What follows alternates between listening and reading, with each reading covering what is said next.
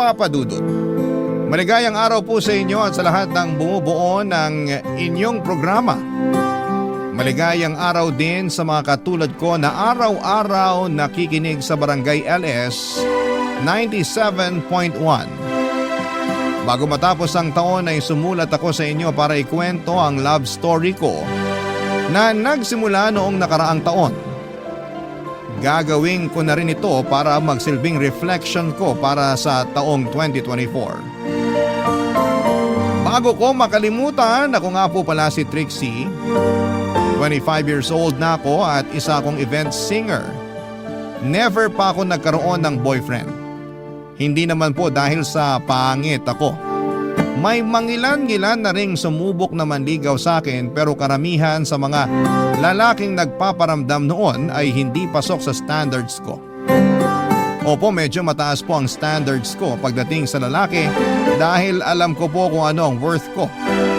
Natuto ako noon dahil na rin sa nanay ko na ilang pagkakataon nang nabaliw sa pag-ibig matapos makailang beses na nagtiwala sa mga lalaking ginamit lang siya at ginawang parang laruan.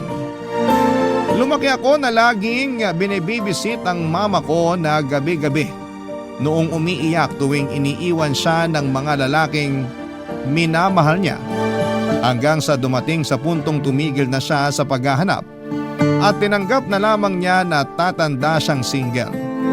Kaya naman hindi niyo po ako masisisi kung mapili ako sa lalaki dahil takot akong matulad sa mama ko.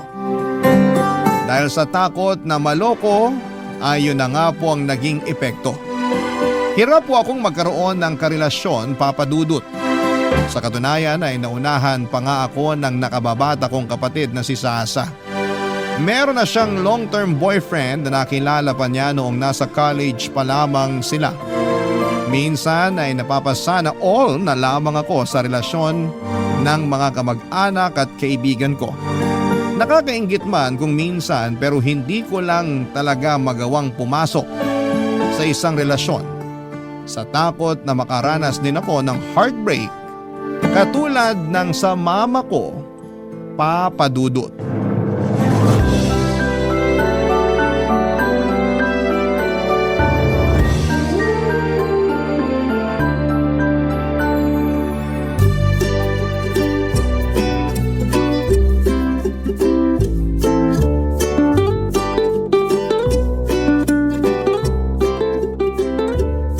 Sasa, 3 days na lang bago magpasko. Yee, nakaka-excite! Anong exciting dun? Malamig nga ang Pasko mo eh. Ano ngayon? Porket walang jowa, bawal na magsaya sa Pasko? Hindi naman, pero yung isiping mag-isa ka lang sa araw ng Pasko, yun ang nakakalungkot. Ang tao, hindi kailangan ng jowa para maging masaya. Ginagawa mong personality ang pagkakaroon mo ng boyfriend. As if naman ikaw lang ang nakaka-experience niyan.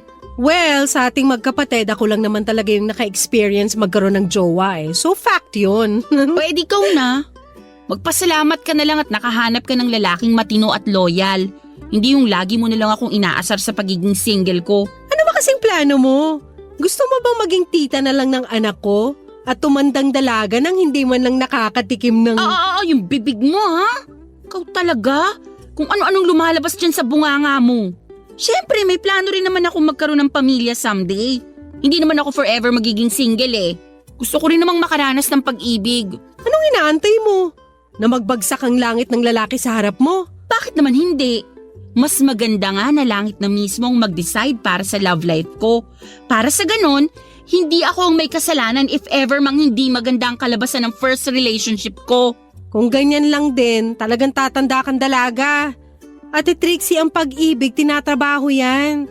Hindi yan kusang mahuhulog mula sa langit. Parang pera yan na kailangan paghirapan para makuha. Saan ba kasi kailangan magpasa ng resume? May interview din ba yan katulad ng paghahanap ng trabaho? Oo, meron. Ang tawag doon, dating. Makipag-date ka para makahanap ka ng jowa. Palibhasa kasi sa'yo, napaka-choosy mo. Yung hinahanap mong lalaki, mala Dennis Trillo eh. Hindi ka naman kasing ganda ni Jenny Lee Mercado. Ay, sa bagay. Iniisip ko palang parang sumasakit na ulo ko. Wala akong lakas para sa mga ganyang bagay. E di ngayon pa lang, tanggapin mo ng tatanda kang dalaga. Di bale, mag-aanak na lang ako ng marami para may pagkaabalahan ka kapag uugod-ugod ka na. Grabe ka! Alam ko na! Ano? Napanood mo ba yung yung video tungkol sa pagkain ng ubas sa ilalim ng lamesa pagsapit ng New Year? Hindi pa. Ano naman yun? May napanood kasi ako na tip online para sa mga taong hirap na hirap magka-love life tulad mo. Ang sabi, kailangan mo raw kumain ng 12 ubas sa ilalim ng mesa pagpatak ng 12:00 sa bagong taon. Ano namang kalukuhan yan? Hindi, totoo to. Pamahiin daw yun sa Spain.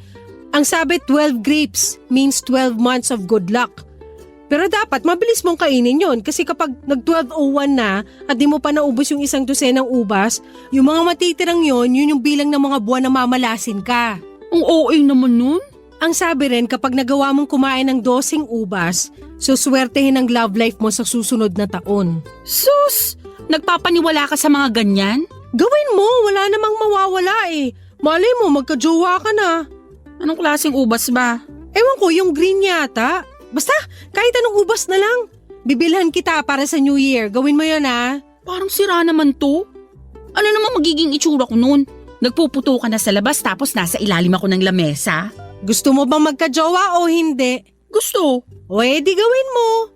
Sabi ko nga, malay mo, palaring ka na sa pag-ibig sa susunod na taon. Hay nako, bahala ka dyan.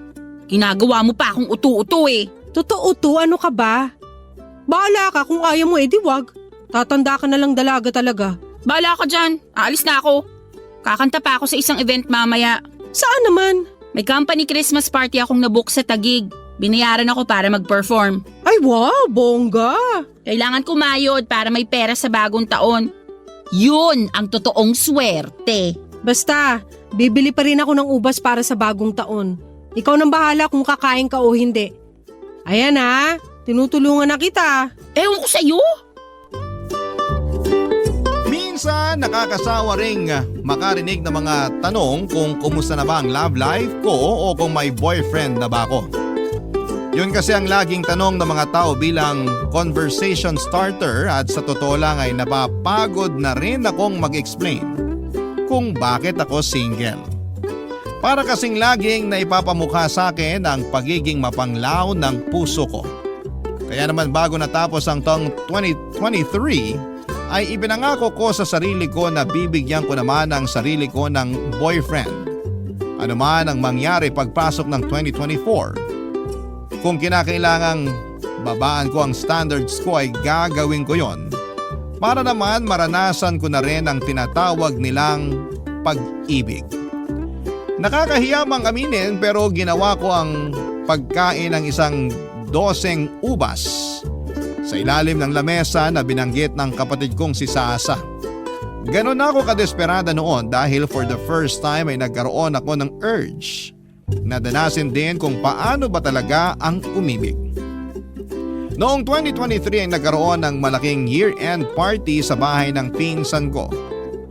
Nagsasama-sama kaming magkakamag-anak ng first time lang nangyari dahil umuwi ang mga pinsan ko mula sa US. Ilang kaibigan at dating kakilala rin ang dumalo sa party ng time na yon.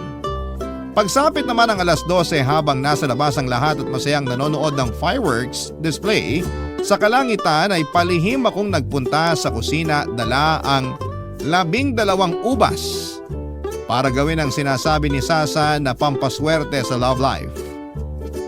Sa isang long table kung saan nakadisplay ang mga pagkain ay gumapang ako sa ilalim ng lamesa. At doon ay nagmadaling kinain ng 12 ubas, Papa Dudut.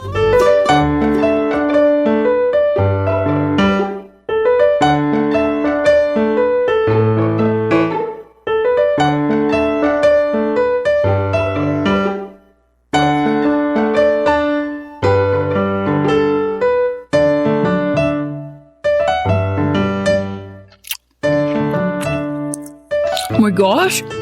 Ano ba itong ginagawa ko? Para akong baliw dito na kumakain ng ubas.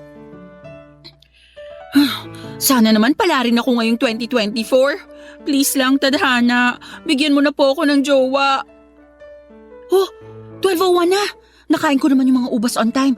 Sana talaga totoo yung sinasabi ni Sasa. Makalabas na nga. Mamaya may makakita pa sa akin dito nakakahiya. Ay, pusagala! Nagulat naman ako. Akala ko kung ano na yung gumagapang. Naku, sorry, di ko alam na may tao pala. Halika, tulungan na kitang tumayo. Salamat. Di ko talaga alam na may tao pala rito. Akala ko nasa labas na lahat eh. Teka, tama ba yung nakita ko? Galing ka sa ilalim ng lamesa? Oo. Kasi may hinahanap lang ako kaya napadpad ako sa ilalim. May chinek lang ako. Ikaw, anong ginagawa mo? Bakit ka gumagapang dito sa kusina ng pinsan ko? May hinahanap lang din ako. Mahina na yung mga mata ko kaya kinailangan kong gumapang. Gumagapang habang may hawak na mangkok? Mangkok na may ano ba yan? Mga tangkay ba yan ng ubas? Oo, tangkay nga ng ubas. Paborito ko kasi ubas eh. Okay. Mukhang alam ko na kung anong nangyari Ha? Bakit? Ano ba sa tingin mong nangyari? Hulaan ko kung ba't ka gumagapang sa sahig. Galing ka rin sa ilalim ng mesa, no? Sige, aamin na ako. Tama ka, galing din ako sa ilalim ng lamesa. Kumain ako ng ubas. Pero mag-e-explain ako kung bakit. May nakita kasi akong video tungkol sa pagkain ng ubas sa bagong taon. Sabi nila… Pampaswerte sa love life. Napanood mo rin yun? Hindi. Sinabi sa akin ng kapatid ko. Actually, ginawa ko nga rin Kaya ako galing sa ilalim ng mesa kasi kumain din ako ng 12 ubas. Nakakatawa naman. Pareho pala tayo ng ginawa. Akala ko ako lang yung nagpapaniwala sa mga ganun May kasama pala ako. Ewan ko nga kung bakit rin ako nauto Saang lamesa ka pala galing? Hindi kita napansin nung pumasok ako Dito ako sa kabila, yung mga lalagyan ng plato at baso. Yun yung lamesang mataas Hindi kasi ako kasya dyan sa lamesang pinagpwestuhan mo. Nung nagsilabasan na lahat, nagpaiwan ako. Sabi ko sa pinsan mo, magsi-CR lang ako sandali. Kaya pala hindi kita napansin. Mas nauna ka pala sa akin. Sumama pa ako sa labas kanina Mabuti na lang pala hindi ako nagpunta sa lamesang yun kung hindi nagkagulatan tayo. Tama. Diyan din sana ako pupunta kanina Kaso wala nang time kaya nagmadali na ako. Pero nagkagulatan pa rin tayo kasi sabay tayong lumabas, di ba? Oo nga Nakakahiya, nahuli pa akong gumagapang galing sa ilalim ng mesa. Huwag kang mag-alala, secret lang natin to. Sure ka ha? Huwag mong ipagsasabi kahit sa pinsan ko. Pagtatawanan ako ng mga yun. Oo naman, basta wag mo rin ako ibubuko. Sige, deal yan. Safe ang secret natin sa akin. Ano palang pangalan mo? Trixie, ikaw? Jacob. Kaano-ano ka ng mga pinsan ko? Kapitbahay ka ba nila? Hindi, college friends kami. Oh, I see. Ngayon lang kita nakita First time ko lang din kasing maimbitahan dito. Mag-isa lang din kasi ako ngayong bagong taon kaya in-invite ako ng mga pinsan mo. Parang get together na rin namin to pagkatapos ng mahabang panahon. Parang ganun. Sa bagay, ngayon lang din kasi sila umuwi kaya ngayon lang din siguro kita nakita. So, kumusta naman? Nakain mo naman lahat ng ubas mo? Oo, muntik na nga ako mabilaukan Ako nga, muntik na hindi umabot sa oras Ang lalaki din kasi nung nakuha kong ubas. Ay, sinabi mo pa. Ay, sana worth it nga talaga tong kalokohang pinagagagawa natin. Sana nga. Sana talaga magkatotoo yung hiniling mo ngayong gabi. Ikaw rin. Tara na sa labas. Baka hinahanap na tayo ron. May sisindihan pa yata silang fountain Mauna ka na, susunod na lang ako. Okay, sige. Kita na lang tayo sa labas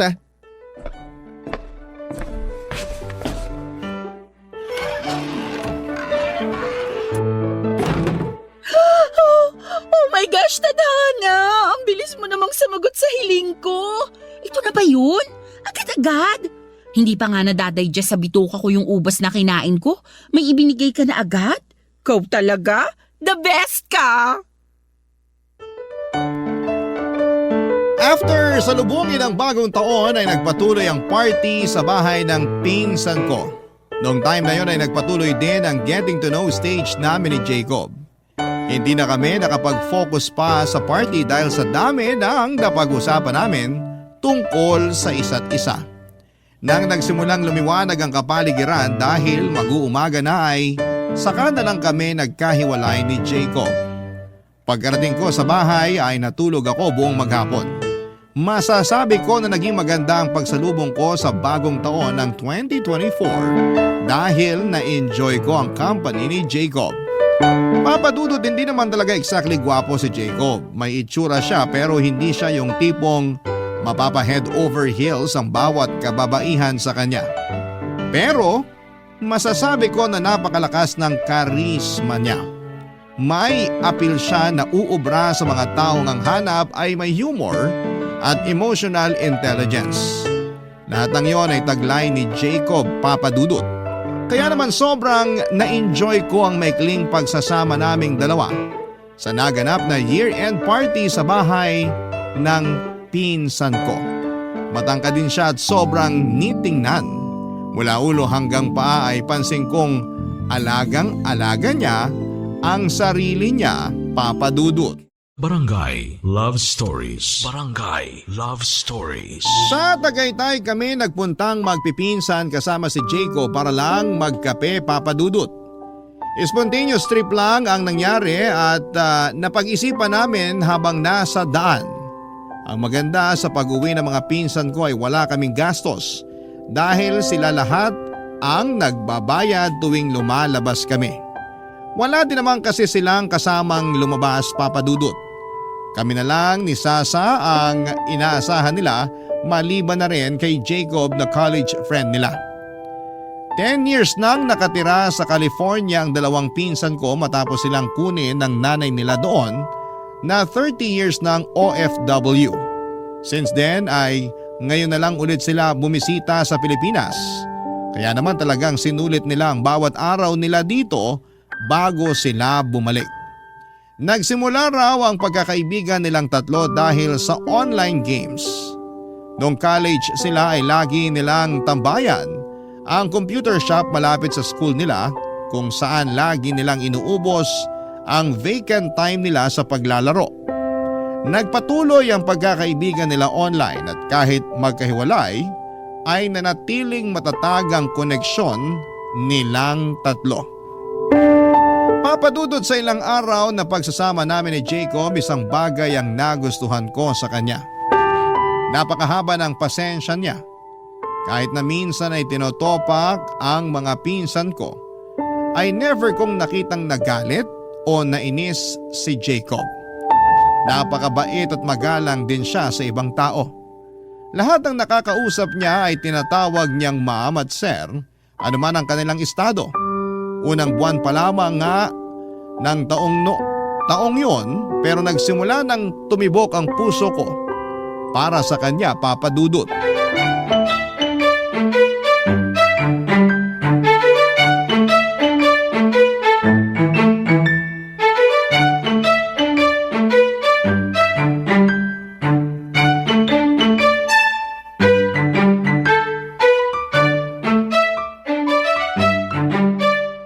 Masarap tong California maki na in-order mo. Hindi yata sushi rice yung ginamit nila kundi normal na kanin lang. Ang arte mo, nakikikain ka na nga lang eh. Saan mo ba to binili? Mura lang naman to. In-order ko dun sa dati kong kaklase. Nag-business kasi siya, tapos minessage ako. At dahil mabait ako, umorder ako para naman suportahan siya. Wow! New Year's resolution mo ba yan? Mabait ka na ngayon? Sa'yo lang naman ako hindi mabait, no? Maiba tayo. Anong meron sa inyo nung Jacob? Anong ibig mong sabihin? Kala mo di ko napapansin? Iba yung galawan yung dalawa eh. May something na ba sa inyo? Wala ano? Asus! Nag-deny pa. Kulang na lang idikit mo sarili mo dun sa lalaki na magkakasama tayo sa Tagaytay. Mukhang tinutuo mo talaga yung promise mo sa akin na magjojowa ka na this year ah. Kakapalit pa lang ng taon, naglalandi ka na agad. Magkaibigan lang kami ni Jacob. Masaya siya kasama. Ano bang masama dun? Wala naman. Pero kung may nararamdaman ka sa kanya, hindi uubray ang pagdi-deny mo. Paano ka makakahanap ng boyfriend kung ayaw mong umamin sa feelings mo? Halata naman na may gusto ka ron eh. O sige, oo na. Type ko siya. O ayan, inamin ko na. Happy ka na? Ganyan. Kung maglalandi ka talaga, panindigan mo. Sa akin ka pa magsisinungaling eh, obvious naman sa pagbumukha mong bet mo yung guy. So ano naman nagustuhan mo sa kanya? Cute siya. Weh! Para sa akin, cute siya. Kaya itigil mo yung pagiging judgmental mo. Wala naman ako sinabi ha. Itsura mo pa lang kahit hindi mo sabihin, alam ko na kung anong iniisip mo. Hindi man siya cute para sa'yo, pero para sa akin, oo. Malakas ang appeal niya at nakakadagdag sa karisma niya yung pagiging mabait niya. So mahilig ka sa good boy. Wala yan sa hilig. Basta ang sa akin lang, pasok siya sa standards ko. Sa bagay, cute naman kayo. Bagay kayong dalawa. Tingin mo? Oo! Kailangan mo ng lalaking mahaba ang pasensya. Kasi napaka-moody mong tao. Tuwing kabilugan ng buwan, nag-iiba yung ugali mo kaya dapat lang na ang jowain mo ay yung malawak ang pangunawa. Ano namang masasabi mo sa kanya? Nakasama mo na siya kaya for sure, may impression ka na kay Jacob. Well, to be honest, okay naman siya. Hindi siya mukhang bobo. Madiskarte siya at saka marunong makisama. At tama yung sinabi mo, mabait siya. Kung ikaw ba, magiging type mo rin siya? First of all, magkaiba tayo ng taste kaya hindi ko siya mabebetan. Pero kung type mo siya, sino naman ako para mag-judge, diba? Pangalawa, hindi ako mahilig sa mga lalaki masyadong mabait. Mabait na ako eh, so gusto ko yung medyo demonyo. At last but not the least, may boyfriend na ako kaya hindi na ako pwede magkagusto sa ibang tao. Sa tingin ko, bet din naman niya ako eh. Sinabi ba niya yan o nag-a-assume ka lang? Remember, never assume unless stated. Baka mamaya delusional ka lang pala. Hindi niya sinasabi pero mukhang may gusto rin naman siya sa akin. Sa bagay, first time mo pa lang naman kasi magmahal kaya naiintindihan kita. Pero payong kapatid, huwag mong paaasahin ang sarili mo sa isang bagay na hindi pa naman totoo. Huwag ka nagpapapaniwala sa pakiramdam mo lang. Dapat malaman mo sa kanya mismo ang totoo. Hindi yung hindi ka sure sa feelings niya tapos minahal mo na siya. Maniwala ka sa akin, ikaw lang din ang masasaktan sa huli. E paano ko malalaman kung gusto niya ako? Tatanungin ko? Huwag na huwag mong gagawin yan. Huwag kang magmukhang desperada sa harap niya kasi baka ma-turn off siya. Ayaw ng mga lalaki sa babaeng naghahabol. Remember, hindi ka aso para maghabol ng tao. E anong gagawin ko? Huwag ka kasing magmadali. Magpakipot ka rin ng konti. Huwag mo masyadong ipahalata na bet mo siya. Chill ka lang. Sabi nga nila, it's not the destination that counts, but the journey. Kaya enjoyin mo lang yung chemistry nyo for the meantime. Aamin din yan sa nararamdaman niya pagtagal. Basta wag mo siyang pilitin kasi kapag pinilit mo, babahag ang buntot nun. Ayaw ng mga lalaki sa commitment unless sila na mismo yung nag-decide. So, kapag decided na si Jacob, dun ka lang maniwala na bet ka niya. Matapos bumalik sa US ng mga pinsan ko ay nanatili ang closeness namin ni Jacob Papadudut. Nagpatuloy ang paglabas-labas naming dalawa.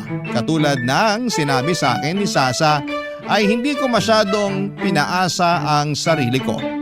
Kahit na may nararamdaman na ako para kay Jacob noong time na yon, ay sinolo ko na lamang muna ito hanggat hindi niya sinasabi sa akin na nagugustuhan din niya ako. Itinuring ko na lamang muna ang relasyon naming dalawa bilang magkaibigan. Sa mga sumunod na araw ay mas lumalim pa ang pagkakaibigan namin ni Jacob. By that time ay sobrang open na namin sa isa't isa. Wala nang hiyaan sa pagitan naming dalawa at tapos na kami sa stage kung saan ay patuloy ang pagpapa-impress na ginagawa namin. Nagsimula na naming makita ang mga bagay na hindi kaaya-aya sa bawat isa at sa kabila ng mga yon ay nanatili pa rin ang samahan naming dalawa, Papadudut. Hanggang sa pagdating ng February, nagsimula nang magparamdam sa akin si Jacob. Eksaktong February 14 noong inaya ko ni Jacob na kumain sa labas.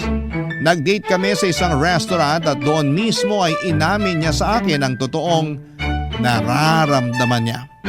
Unang pagkikita pa lang daw namin ay nagkaroon na siya ng crush sa akin. Sa katunayan nga ay siya ang may ideya na ayain ako ng mga pinsan ko noon na mamasyal para magkaroon daw kami ng time na kilalanin pa ang isa't isa.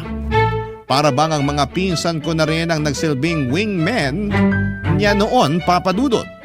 Then after some time ay na-realize daw niya na nahuhulog na ang loob niya para sa akin. After ng confession niya, inamin ko na rin kay Jacob na matagal ko na rin siyang gusto. Doon na siya nagsimulang manligaw sa akin, Papa Dudut. Kalagitnaan ng March noong opisyal ko siyang sinagot, Papa Dudut.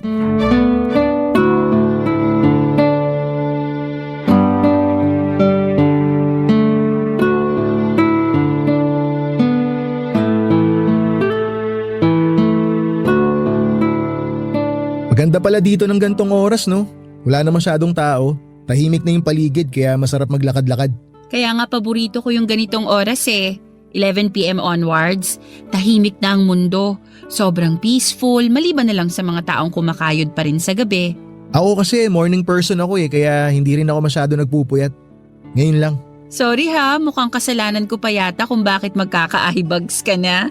Ayos lang, syempre bilang boyfriend mo, hindi rin naman ako makakatulog habang hindi pa ako sigurado na nakauwi ka na ng safe mula sa mga gig mo.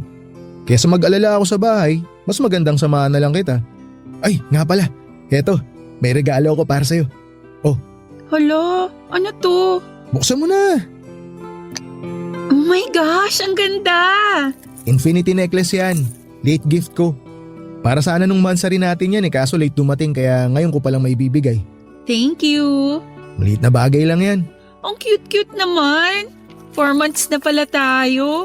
Ang bilis ng panahon, no? Isipin mo, last year, hindi tayo magkakilala. Pero dahil sa ubas, nagkita yung mga landas natin. Nakakatuwa nga pero naniniwala ka ba talaga na yung ubas ang rason kung bakit tayo nagkakilala? Yun naman talaga, diba? Kung wala kang planong kumain ng ubas nung New Year at wala rin akong idea tungkol sa ubas-ubas na yan, hindi tayo magkikita sa kusina ng pinsan ko. Pero may chance pa rin naman na magkakilala tayo since nasa iisang lugar naman tayo nung oras na yun. Kung sa bagay, oo nga naman pero ubas pa rin ang naging dahilan. Sa mga encounter na pwedeng mangyari sa atin nung gabing yun, nagkita tayo nung kumain tayo ng ubas. Hindi ka ba naniniwala sa ganun? Na may mga taong destined talagang magkakilala? Parang Red String Fury. Sabihin na nating naniniwala naman ako. Kumain nga ako ng ubas, di ba? Pero ayoko lang paasahin yung sarili ko sa isang bagay na walang katotohanan Yun bang aakalain kong ito na talaga yung final kasi destined nga ako no? Pero in the end, hindi pa pala tayo yung para sa isa't isa. Bakit? Dumating ka na ba sa point noon na naniwala kang destiny mo na yung partner mo? Oo, palagi. Ganun ako noon Lahat na nangyayari sa buhay, binibigyan ko ng meaning. Ang tingin ko sa buhay ko parang pelikula na lahat na nakakatagpo ko itinadhana para sa akin. Yun pala, dadaan lang sila para saktan ako. Yun ang nakakatakot sa pag-ibig, no? Kailangan mo talagang sumugal. Puso yung nakataya. Kaya kapag natalo ka, masakit talaga.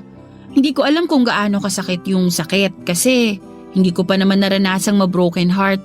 Pero iniisip ko pa lang, parang maski ako, hindi ko rin talaga kakayanin.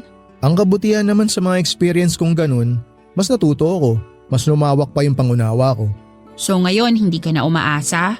Hindi ka na naniniwala na para tayo sa isa't isa? Siyempre umaasa. Hiling ko nga na ikaw na talaga May reservations man pero araw-araw ko ipinapanalangin na ikaw na yung huli kasi ikaw na talaga yung tinuturing kong huli ko Ay, sana nga. Yan din ang dalangin ko. Lalo na't sobrang pressure sa part ko kasi napakahaba pala ng pinagsamahan nyo nung ex mo. Paano mo nalaman? Wala naman akong nakwento sa'yo tungkol sa ex ko Nabanggit nung pinsan ko, 7 years daw tumagal yung relationship nyo. Tama, 7 years nga. Pwede bang tanungin kung anong nangyari? Bakit kayo naghiwalay? Ayoko na sanang pag-usapan yun. Tapos na yun tsaka hindi ko ugali magkwento ng past relationships ko lalo na sa'yo na girlfriend ko. Okay lang naman kung ayaw mong sabihin. Mas maganda na rin yung wala akong alam. Ignorance is bliss, ika nga nila. Kung wala kang alam, wala kang aalalahanin. Tama. Huwag na nating alamin yung tapos na. Tsaka wala ka naman dapat ipag-alala Okay naman yung naging hiwalayan namin ng ex ko. Walang masamang tinapay sa pagitan naming dalawa. That's good. At least wala kang evil eye na matatanggap kasi walang taong galit sa'yo. Ang hilig mo talaga sa mga pamahiin, no? Well, wala namang mawawala kapag naniwala ka. Huwag mo lang gawing personality para hindi ka masabihang baliw. Baka naman pati horoscope natin na-check mo na kung compatible tayong dalawa. Ay actually matagal ko nang nagawa yan. Talaga? So ano sabi? Compatible ba tayo? Virgo at Taurus? Compatible naman kasi pareho tayong earth sign. Nice! E di kung ganun, wala nang problema. Aligned naman pala pati stars natin eh. Pareho nga lang tayong hard-headed kasi ang earth sign minsan matitigas ang ulo. Iyon lang.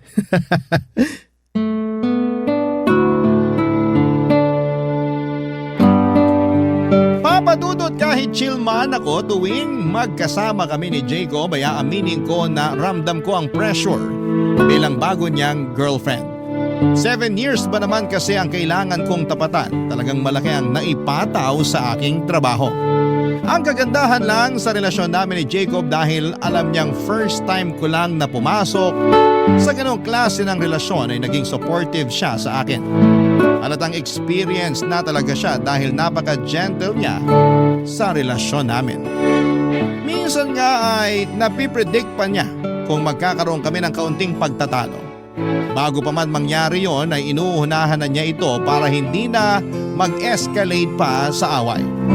For the next months ay naging maayos ang pagsasama namin. Ignorante man ako pagdating sa pag-ibig ay mabilis naman akong natuto. Marunong kasi akong mag-reciprocate ng feelings. Kung ano ang natatanggap ko ay ibinabalik ko rin kaya naging healthy ang relasyon namin ni Jacob.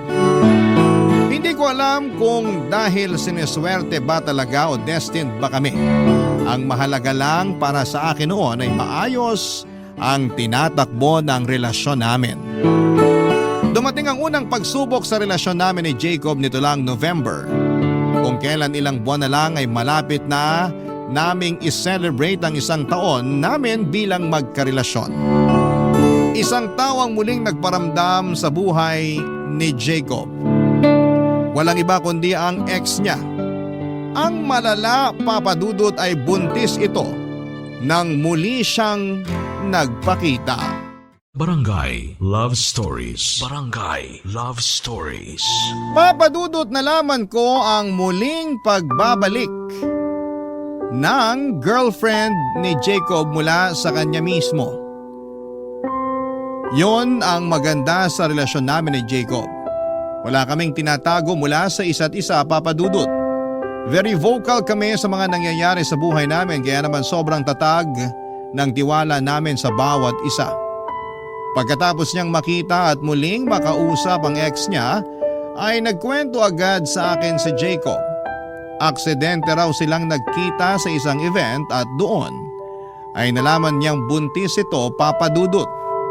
Nung una ay natakot at kinabahan ako noong narinig kong buntis ang babae. Ang unang pumasok sa isipan ko, kaya siguro sila nagkita ng girlfriend niya ay dahil baka siya ang ama ng dinadala nito. Pero hindi pala ganon ang nangyari. Ang dinadalang baby ng kanyang ex ay bunga raw ng pagmamahala nila ng current boyfriend niya na that time ay fiancé na pala niya. Nakahinga ko nang nalaman kong engaged na pala ang ex ni Jacob at malapit na itong ikasal. Pero sa parehong pagkakataon ay hindi ko maiwasang makaramdam ng selos. Dahil first time lang akong na-threaten sa realization na may maayos pa palang connection sina Jacob at ang ex niya. Napansin siguro ni Jacob ang pagkakaroon ko ng alinlangan. Kaya naman noong napansin niyang medyo napapa-overthink na ako ay pinakilala niya ako mismo sa girlfriend niya. Papadudot, never kong na-imagine na darating din pala sa puntong mamimit at makikilala ko ang ex-girlfriend ni Jacob.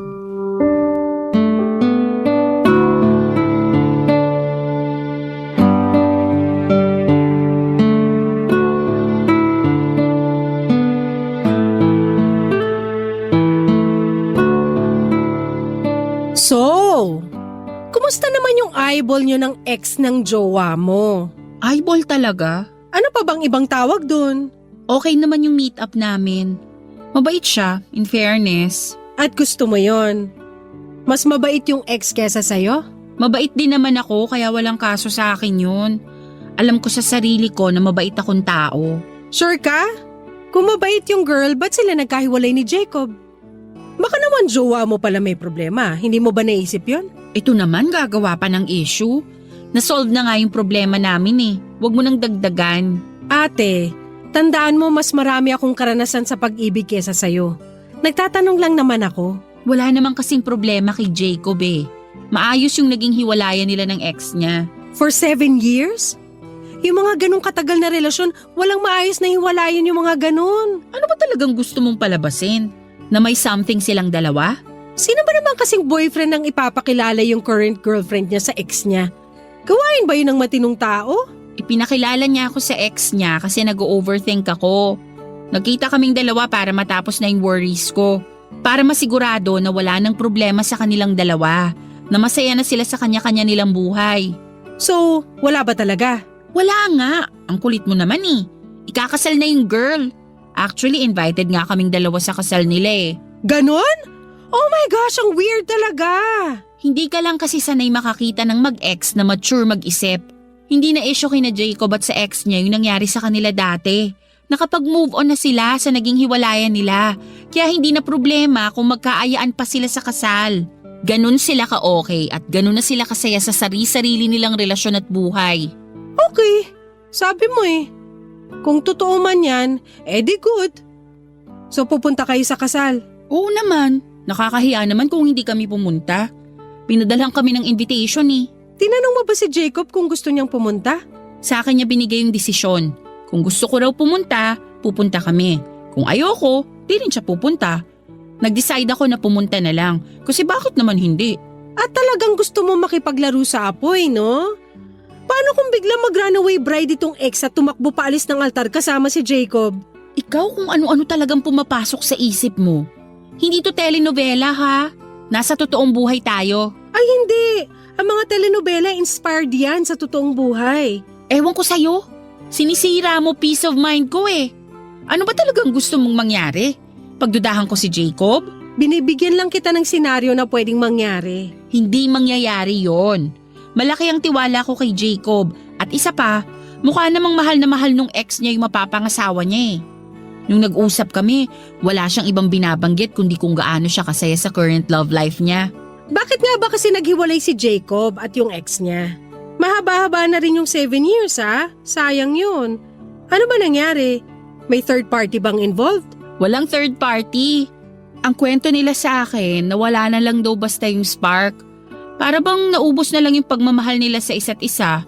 Hindi na nag-work yung relationship nila. Hindi na sila nag-grow as a person. Sa huli, nag-decide sila na maging friends na lang. Pinalaya nila yung isa't isa para subukang magmahal ulit. Nakakilala si ex ng bagong lalaki, tapos nakilala naman ako ni Jacob. Tapos sasabihin mo, hindi mala telenovela yung kwento mo? Ang dami ko nang napanood na ganyang pangyayari. Ang exage mo rin naman kasing mag-isip. OA na OA eh. Whatever, kung saan kayo masaya, doon na rin ako. Kung wala rin naman palang problema, edi mabuti. Basta siguraduhin mo lang na goods na yung ex niya. Sigurado kang hindi mo na yun pagseselosan. Hindi na, kasi mature na rin ako mag-isip. Kaya nga kami a-attend ng kasal eh, para ipakitang okay na okay ang lahat. Edi wow! Papadudot walang rason para paghinalaan ko si Jacob dahil sa 8 buwang pagsasama namin, wala siyang ibang ginawa kundi ang buuin ang tiwala ko sa kanya. Doon ko nga na-realize kung gaano kahalaga ang tiwala sa pagitan ng 2 taong nagmamahalan. Kung hindi ito matibay, mahihirapang magtagal ang isang relasyon. Kaya dapat bago pasukin ang mundo ng pag-ibig ay wala kang daladalang emotional baggages na maaaring sumira sa pagtitiwala mo sa partner mo. Sa kabila ng mga sinabi sa akin ni Sasa, mas nagtiwala ako sa boyfriend ko at sa pagmamahal na ipinapakita at pinaparamdam niya sa akin. 2 choice lang naman kasi yan. Yan ay ang maniwala ka sa partner mo o pagdudahan mo lahat ng ginagawa niya. Mas pinili ko ang una at buong puso ko siyang pinagkatiwalaan, Papadudot. Ang kapalit noon ay never sinira ni Jacob ang tiwalang ibinigay ko sa kanya.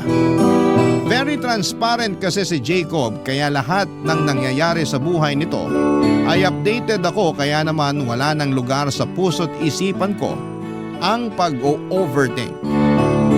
Gabi bago ikasal ang ex ni Jacob ay naghahanda na ako noon para sa gagamitin kong damit kinabukasan.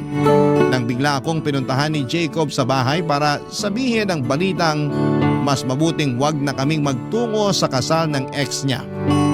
Tinawagan na raw niya ito at nagpaalam na hindi na kami makakadalo. Nagulat ako sa naging desisyon niyang yon, pero noong tanungin ko siya kung bakit niya yon nagawa ay mas humanga ako sa kanya, Papa Dudut.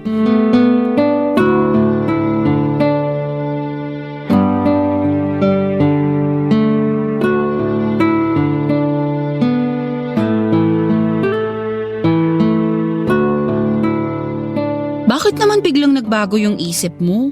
Last minute ka namang nag-decide na di na tayo attend ng kasal ng ex mo. Naka-ready na pa man din ako. Pasensya ka na kung hindi na kita natanong ha. Bigla lang kasi ako nagkaroon ng realization eh. Anong klaseng realization naman yun? Na hindi magandang tingnan na pupunta pa tayo sa kasal ng ex ko. Lalo pa na isasama kita. Ano namang hindi maganda doon? Tapos na kasi kami. Kumbaga, wala na dapat kaming koneksyon ng ex ko. Kasi sarado na yung kwento namin eh.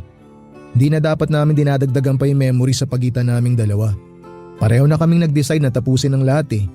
Ngayon kung patuloy kaming magiging ganito, para saan pa tinapos namin ang lahat, di ba? Eh baka naman yun yung closure na inaasahan niya. Gusto niyang makita mo siyang ikasal para mapatunayan niyang masaya na siya sa bagong buhay niya. Para saan pa? Pumunta ako o hindi, matutuloy pa rin naman yung kasal nilang dalawa eh.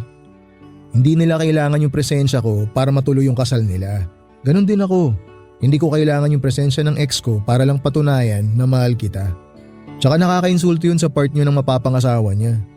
Kaya pakiramdam ko talaga hindi na kita kailangan dalhin sa kasal nila. Kahit sa ang anggulo tingnan kasi hindi maganda eh. Pero okay lang naman sa akin eh. Patunay lang yun na mature na kayo pareho. Natanggap nyo nang hindi kayo ang endgame katulad ng naging explanation ko kay Sasa. Matagal ko nang tanggap ang totoo. Hindi ko na kailangan patunayan yun. Ayoko lang nadalhin ka sa nakaraan na hindi naman na dapat balikan. Ayoko rin kasing maging parte sa bagong buhay na binubuo ng ex ko ngayon. Ganon din ako. Ayoko siya maging parte sa bagong chapter ng buhay ko kasi nga tapos na kami. Sure ka na ba talaga dyan? Di na tayo pupunta? No regrets? No regrets. Tsaka final na. Nakapag-decide na talaga ako. At sorry ulit kung hindi ko man lang na-consider yung feelings mo. Katulad nga ng sinabi ko, pumunta man tayo o hindi, okay lang sa akin yun. Malaki ang tiwala ko sa'yo at alam ko namang kapakanan ko lagi ang inuuna mo eh. Alam kong hindi ka gagawa ng mga desisyon na ikasisira ng relasyon natin. Ganon kalaki ang tiwalang binibigay ko sa'yo araw-araw. Salamat. Patuloy kong gagawin yon hanggang sa pagtanda natin. Alam ko sinabi ko na to noon na hindi ko na paaasahin pa ang sarili ko pero willing akong sumugal ulit at maniwala na tayong dalawa na talaga magsasama hanggang sa dulo. Hindi kita papaasahin. Pangako ko sa'yo na mamahalin kita hanggang sa huli. Cheesy man pakinggan pero yun ang totoo. Yun ang gagawin ko hanggat patuloy na tumitibok ang puso ko. Alam mo, para hindi masayang yung naging preparation mo, mag-date tayo bukas. Saan naman? Bahala na. Kung saan man tayo dalhin ng kapalaran. Ay gusto ko yan. Sige gawin natin yan. Ay sus! Oh. Kanina pa ako nagkikringe dito sa mga linyahan yung dalawa. Ano kayo, teenager? Bruha ka? Kanina ka pa dyan? Oo. Lalabas sana ako kaso parang ang seryoso ng usapan nyo kaya hindi ko na muna kayo inabala. Magandang gabi, Sasa. Magandang gabi rin. Mabuti naman at natauhan ka. Akala ko dadalhin mo talaga tong si ate sa kasal ng ex mo eh. Noon ko pa sinasabi sa kanya na hindi maganda yun. Kaso ito namang si ate, patay na patay sa'yo kaya kahit ano gagawin niya para may ibigay yung gusto mo. Oy, hindi totoo yan ah. Totoo naman eh. Kaya ikaw Jacob, ayus-ayusin mo mga desisyon mo. Kasi ikaw lang talaga aasahan ko sa relasyon nyo. Medyo utututong ate ko eh. Huwag kang mag-alala. Hindi na mauulit yon. Dapat lang. At kapag itong ate ko niloko mo, ako talaga makakatapat mo. Lagi ko yung pinagtitripan pero mahal na mahal ko yan. Oh, totoo ba? Siyempre, joke lang yun. Nahawa na tuloy ako sa kakornihan yung dalawa. Hala sige, maiwan ko na muna kayo, may lakad pa kami ng boyfriend ko. Tuloy niyo yung kadramahan niyo dyan. Sige, mag-ingat ka. Papa Dudut, never na ngang nagkaroon ng koneksyon sina Jacob at ang ex niya simula noon. Never na siyang nabanggit at never na namin siyang pinag-usapan. Doon ko na nga na-realize na ganito pala kasayang magkaroon ng minamahal. Ganito pala ang kapanatagan na dala ng pag-ibig na tapat. Ang dalangin ko na lang talaga sa may kapal na sana'y patuloy na maging maganda ang relasyon naming dalawa ni Jacob. Na sana anumang pagsubok ang dumating sa pagsasama namin ay sabay namin itong malampasan. Kasabay ng paglapit ng panibagong taon ay ang pagharap namin ni Jacob sa panibagong yugto ng love story namin. Pagsapit ng New Year ay pumwesto ulit kami sa ilalim ng mesa para kumain ng ubas. Pero hindi katulad noong nakaraang taon, sa halip na maging swerte sa pag-ibig. Ang magiging hiling namin ngayon ay magtagal pa ang relasyong binuo naming dalawa. Hanggang dito na lamang po ang kwento ko sa inyo, Papa Dudut. Malay po ninyo, sa susunod na taon ay may bagong kwento na naman akong ibabahagi sa inyo tungkol sa relasyon namin ni Jacob. Sa ngayon ay eto na lang muna ang maishishare ko sa inyo. Magandang araw po sa inyong lahat at sana'y magkaroon kayo ng masaya at manigong bagong taon. Ang inyong forever kapuso at kabarangay, Trixie. Dear Papa Dudut, ako nga pala si Fiona, 35 years old, maganda ang trabaho ko at syempre kakambal noon ang magandang sahod. Dahil dito ay nakaipon na rin ako ng sapat lalo't wala naman akong ibang sinosustentuhan. Financially secured na rin kasi ang mga magulang at mga kapatid ko. Kaya ang lahat ng perang kinikita ko para sa akin lang talaga, Papa Dudut. May sarili na akong kondominium at kakatapos ko lang bayaran. Masasabing financially stable na ako at wala na akong ibang poproblemahin sa buhay. Maliban na lamang sa isang bagay, karelasyon. Tulad ng ibang karelasyon, ang problemang binibigay sa akin ni Lord, hindi naman kasi pwedeng mapunta sa akin ang lahat. Hindi ako nagkaroon ng karelasyon dahil aminado akong hindi ako maganda at wala rin akong kahit konting appeal man lang. Mahal ko ang sarili ko kaya handa akong maging honest sa nakikita ko. Kulang talaga ako sa ganda. Alam yon ang lahat at hindi ko naman yon kinakahiya. Tanggap ko naman ang mukha ko kaya siguro ay madali lang tanggapin na wala ring tatanggap sa akin. Kontento naman sana akong single kaya lang isang araw nakaramdam ako ng inggit ng makasabayan namin ng gay friend at dati kong kaklase na si Mars. Ang mga magkakarelasyon na tinalo pa ang asukal sa katamisan sa isang kainan. Nagkataon pa na puyat at bad mood ako noon kaya mababa ang emosyon ko. Kaya naapektuhan ako sa mga nakikita kong magkakarelasyon sa paligid ko. Hindi rin nakatulong ang pag-real talk sa akin ng kaibigan kong si Mars. May pagkataklesa pa naman ang baklang yon at pinush niya ako na humanap ng jowa bago magsara ang dapat magsara sa akin. Napaisip tuloy ako at natakot. Baka isang araw ay magsara na lamang lahat ng butas ko sa tenga. Papa Dudut.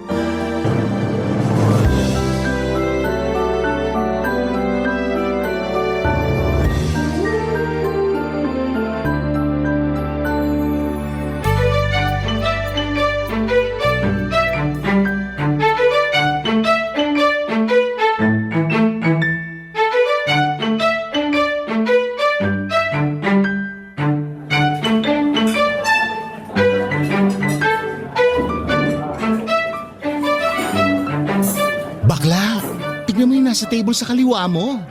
Minumukbang ng lalaki yung bibig ng babae. Grabe! Liempo ba yan, kuya? Samantalang ikaw, Ano na naman? ikaw lang nakakatikim ng labi mo. Lagi pang dry. Eh so wala ngang titikim, ano magagawa ko? Ganun na lang yon. Tatagapin na lang ang kapalaran na wala nang titikim sa labi na yan. Change topic. O sige, change table tayo. Yung table na malapit sa cashier, tingnan mo oh. Hinahatian ni Kuya ng manok yung girlfriend niyang masiba. Ang sweet. Naghahatian sila kasi tipid. Kailan pa naging sweet ang walang budget? Mapang-judge ka naman. Porke tinahatian sa manok, wala nang budget. Bakla naman, umorder sila ng isang manok at 2 rice. Hati na sila sa manok at sinagad na nila yung libreng gravy para isabaw sa rice. Walang sweet doon. Nakakaawa. Eh yung nasa kanan ng cashier, yung naka-couple shirts na dilaw. Tignan mo naman kung magyakapan. Nagkapalitan na halos ng pawis at buni. Ikaw ba gusto mo may kapalitan ng pawis at ka-share sa buni? Sariling pawis mo palang mas maalat na sa dagat eh. Paano pa kaya kapag naghalo na yung mga pawis niyong dalawa? Eh di hello, dialysis na? Ang nega mo talagang bakla ka, no? Kaya ka hindi nabibiyayaan ng jowa eh. Sorry, nadala lang ng puyat. O nadala ng inggit. Ang lakas mo maka-evil ay na magkakarelasyon. Ikaw yata ang dahilan ng mga hiwalay na magkakarelasyon ngayon eh. Iba ang inggit na pinapatawid mo sa kanila.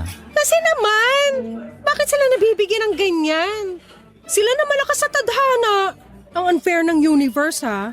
Mamaya mas lalo kang tumandang dalaga niyan. Eh di tumandang dalaga. Paki ko. Tingnan mo yung nasa likuran mo, dali. Ayoko nang tumingin sa mga magkakarelasyon. Umay, tigilan mo ako. Bakla, hindi magkarelasyon ang nasa likuran mo. Potential karelasyon yan. Dali, lingon na. Ano bang... Hi po, magandang gabi. Hi! Magandang gabi rin. Andrew nga pala. Hi Andrew, single ka? Kasi single tong friend ko si Fiona. Mars! Tinutulungan na nga kita, aangal pa. Shut up ka na lang. So, single? Single na single. Ay, teka, may nakalimutan akong gawin. Ano na naman? Uwi pala muna ako saglit. Nakalimutan ko palang punasan yung likod ng TV ko. Puro alikabok na yun. Ngayon ko pa naman nakaschedule linisan.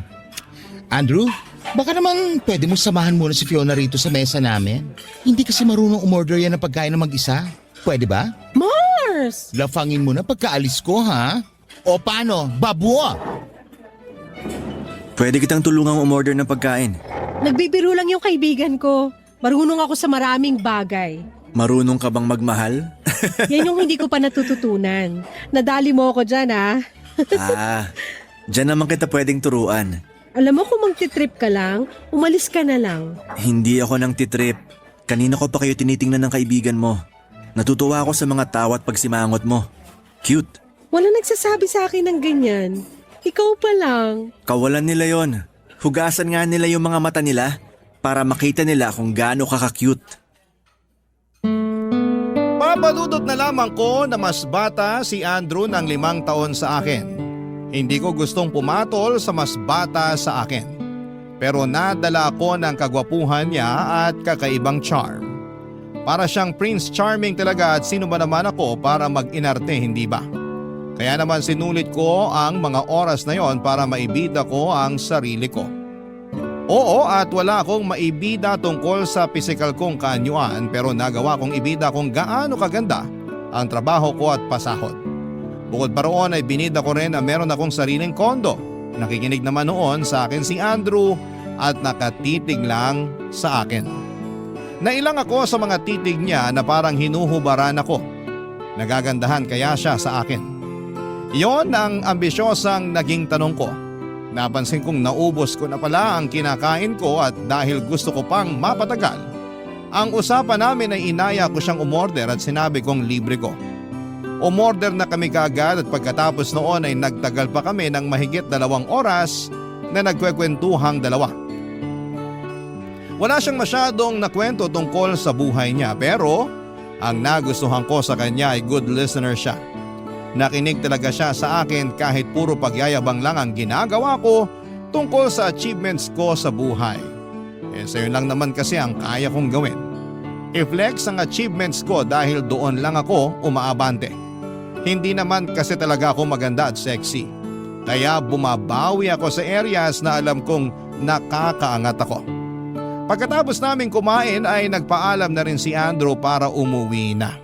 Hinintay muna niya akong makasakay bago siya umalis. Ang gentleman niya lalo noong pinagbuksan pa niya ako ng sasakyan.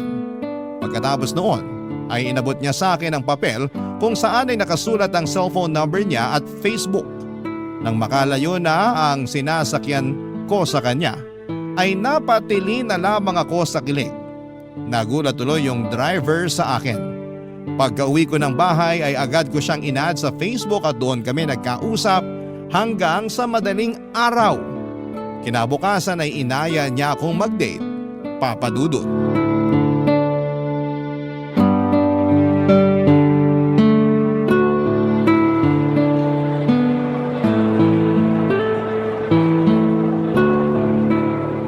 Alam mo, may aaminin ako sa'yo. Dati kang lalaki o dati kang sayote? O both? Saan mo nang galing yung hula na yan? Kaloka ka. Sayote talaga? Lalaking sayote? Biro lang. Gusto lang kitang patawanin.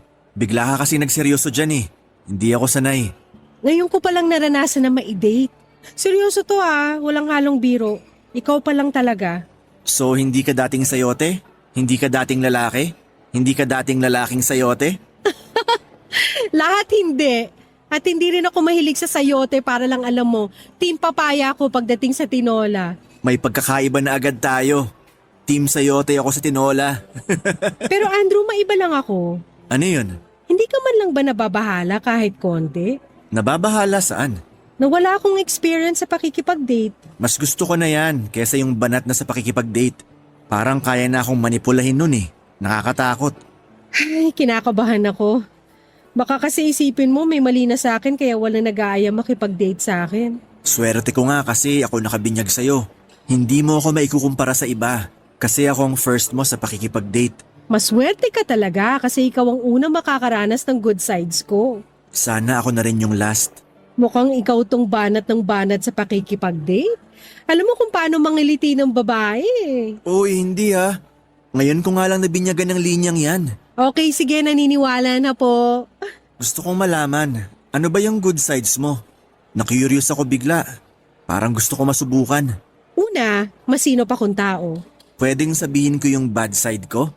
Ano yun? Hindi ako masinop eh. Lalo sa bahay. Pangalawa, mahaba ang pasensya ko sa mga makakalat na tao. So, ligtas ka. Mukhang banat ka sa pangbobola ng kadita. Pangatlo, hindi ako nagsisinungaling. Paano ko naman mapapatunayan na hindi ka sinungaling? Simple lang. Sasabihin ko sa'yo na gwapo ka, type kita, naniniwala ka ba? Lagi ako naboboto bilang Adonis nung nag-aaral pa lang ako. Kaya kong paniwalaan yung sinasabi mong gwapo ako. And, thank you. Pang-apat, may sarili akong kondo. Fully paid. Nasabi mo na yan dati eh. Nakalimutan mo na? Pang-lima, mabilis ako makalimot. Lalo na pagkasalanan ng mahal ko. Yan ang gusto ko kasi lagi ako nagkakasala eh. Gusto ko yung babaeng mabilis makalimot sa kasalanan ko. Pang-anim, kaya kong ibigay ang lahat sa taong mahal ko. Lahat-lahat. Tulad ng ano? Pwede bang i-share mo kung ano ang mga yan? Kahit ano mo gustuhan ng lalaking mamahalin ko. Regalo, pera, atensyon, pag-aalaga, at pagmamahal na buo. Hindi rin ako tuyoin tulad ng ibang babae. Sa sinasabi mo ngayon, parang gusto ko na makipag-live-in sa'yo eh. Yan pa naman ang hanap ko sa isang babae. Ano bang address mo at dadalhin ko na ang sarili ko ron? May naisip akong mas magandang ideya kesa dyan. Ano naman yung naisip mo? Sa kondo mo na lang tayo magsama. G? Ang akala ko noon, Papa Dudut, ay nagbibiro lang si Andrew nang sabihin niyang gusto niyang magsama na kami sa kondo ko. Kaya lang tinignan niya ako ng matagal at doon ko nakitang seryoso siya at gusto niyang pumayag na ako kaagad. Hindi ako agad nakapagsalita dahil hindi ko naisip kailanman na may lalaking gustong makipag-live-in sa akin. Manliligaw nga noon wala yung makakasama ko pa kaya sa iisang bahay. Saka pangalawang date pa lamang namin yon, baka naisip agad niyang magsama na kaming dalawa sa anong paraan. Masyado ko bang nabenta ang sarili ko sa kanya kaya niya ako nilataga na magsama na kaming dalawa. Napa-order ako ng isang orange juice kahit punong-puno na noon ang sikmura ko. Parang bigla akong nauhaw sa gustong mangyari ni Andrew. Hindi pa rin siya umiimik noon at nakatitig lamang sa akin. Hinihintay ang sagot ko. Hanggang sa naisip ko na wala nang ang ibang lalaking gustong manligaw sa akin. At si Andrew, handa akong samahan sa kondo ko. Handa akong mahalin. Ano pa ang dapat kong ikaarte? Gwapo siya at nakakakilig ang mga salita niya. Saka kapag tinanggihan ko siya, gaano ako kasigurado na meron pang ibang lalaking darating at mag-o-offer ng katulad ng sa kanya. Parang wala naman na. Kaya naman bago pa dumating ang in-order kong orange juice ay nag-decide na ako. Sinabi ko sa kanya na ready na akong patirahin siya sa kondo ko. Nagulat nga ako nang biglang tumili si Andrew. Natawa na lamang kaming pareho sa inasal niya. Maselang daw siya na pumayag ako dahil gusto na raw niyang masubukan lahat ng binibida kong ugali ko sa kanya. Nang mga panahong yon, Papa Dudut. Barangay Love Stories. Barangay Love Stories. Papa Dudut, mabilis lang ang mga pangyayari. Wala pang isang linggo ay naplano na namin ni Andrew kung paano siya makakalipat sa kondo. Tinulungan niya akong iayos ang kondo para magkaroon siya ng space para sa mga gamit niya. Sinabi naman niya sa akin at damit lang ang kukunin niya sa bahay niya. Pero sinabi ko na lamang kahit ano pa yung kunin niya sa bahay niya ay ayos lang. Maluwag naman ang kondo ko at binida ko rin sa kanya bago pa siya makapunta doon. At noong nakapunta na siya sa kondo ko ay namangha talaga siya. Mas lalo tuloy niyang gustong makalipat kaagad. Kaya hindi na namin pinatagal pa ang lahat, Papa Dudut. Pinuntahan namin ang bahay niya para tulungan ko siyang maghakot ng mga gamit niya. Hiniram ko ang van ng pinsan ko para magamit namin. Nabilib na naman lalo sa akin si Andrew dahil lahat daw kami sa pamilya namin ay may maayos na buhay. Napangiti na lamang ako pero lihim akong napakilig dahil may lalaki akong napabilib. Pagkarating namin sa bahay niya ay nagulat ako na andon ang 65 years old na nanay niya. Doon ko nalaman na kasama pa rin pala niya sa bahay ang nanay niya. Silang dalawa na lang ang magkasama sa buhay dahil wala palang nakilalang ama si Andrew. Mabait naman ang nanay niya. Mabilis ko lang ding napakisamahan ng maayos noong simula. May mga pagtataray lang nung umpisa pero nakuha ko rin kaagad ang loob niya dahil sa pag-assure ko na magiging okay din ang lahat. Yun ang unang beses na may makilala ako na nanay ng boyfriend ko. Nakakatuwa naman ang mga pangyayari. Yon ang naglaro ng matagal sa utak ko, Papa Dudut.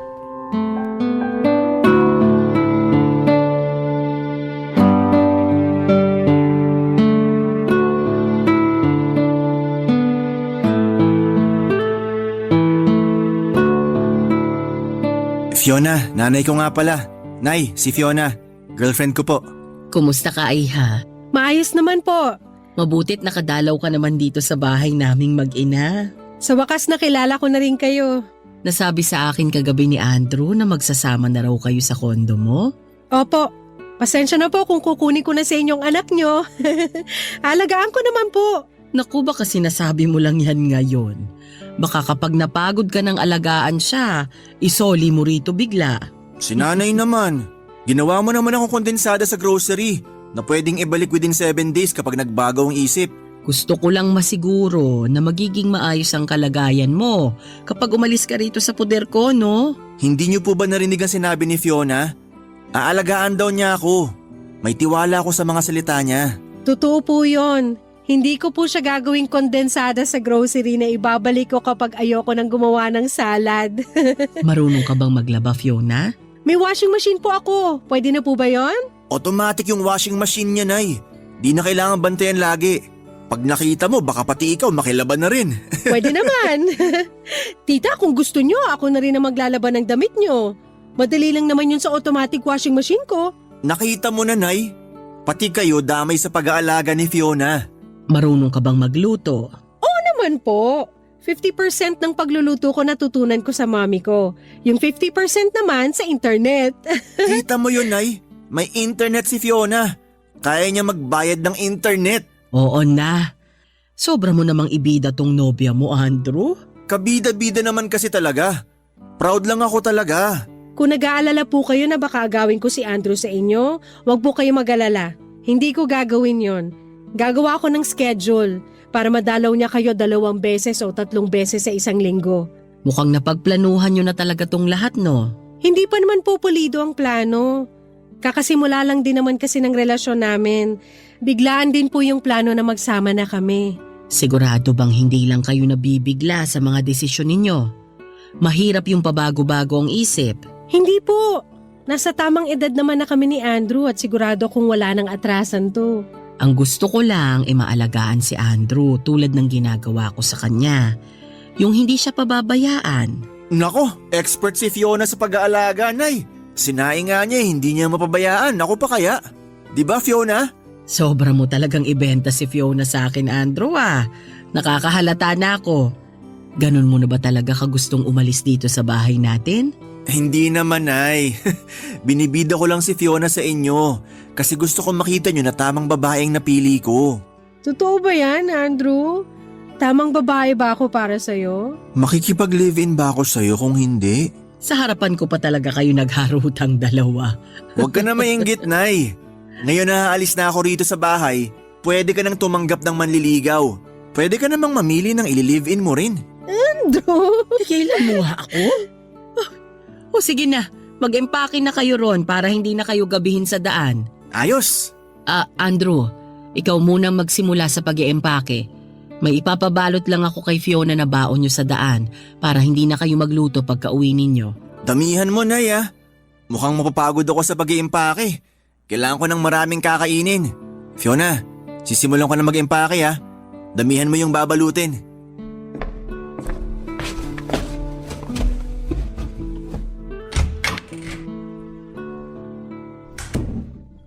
Fiona, Ano po yan, tita? wala nang solian ha? Wala nang solian. Anong ibig sabihin doon ng nanay ni Andrew? Para namang nagmukha akong customer na bumili ng pagkain o gamit na walang warranty. Pero hindi ko in-overthink pa yon, Papa Dudut. Lalo't bumait muli ang nanay niya sa akin. Nagpalit agad ng topic ang nanay niya habang kasama ko sa kusina at pinapainit ang niluluto niyang ulam na ipapauwi sa amin. Nawala ng tuluyan ang huling sinabi niya sa akin dahil nahumaling ako sa sarap ng amoy ng niluto niya. Mukhang nakaka-pressure ang luto ng nanay ni Andrew. Parang hindi ko yon mahihigitan. Yun naman bigla ang in-overthink ko.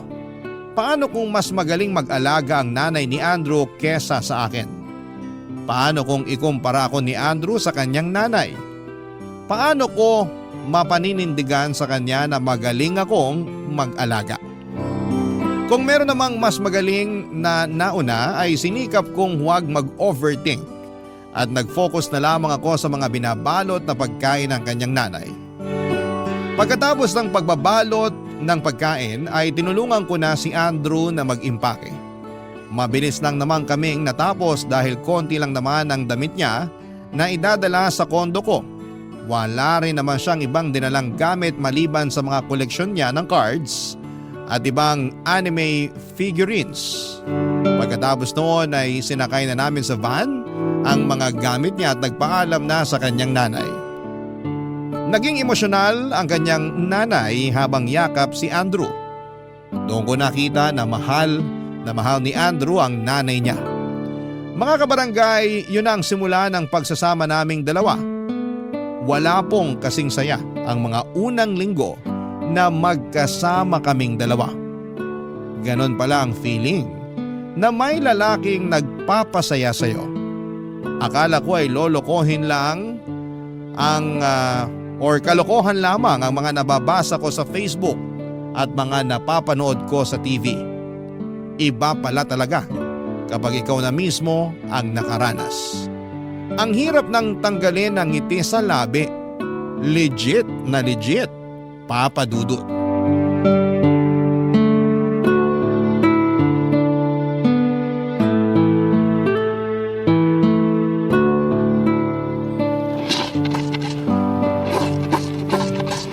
Mangawit ka dyan, kanina ka pa. Ha? Kanina ka pa kasi nakangiti habang kinukusot yung brief ko. Mabango ba? Ang lambot kasi ng tela ng brief mo. Nakaka-enjoy ko sutin. Bakit ba hindi mo na lang sinabay dun sa mga ibang nilalaban mo sa washing machine? Gagaspang lang ang kamay mo dyan. Alam mo namang paborito ko ang malambot mong kamay. Pag underwear kasi dapat hand wash para hindi masira. Ganun ba yon? Hindi ko alam eh. Hindi ka ba naglalaban ng underwear mo? Hindi eh. Si nanay nang gumagawa nun sa akin. Tapos ngayon ikaw naman. Ang swerte ko naman sa buhay. May nanay at GF ako na naglalaban ng brief ko.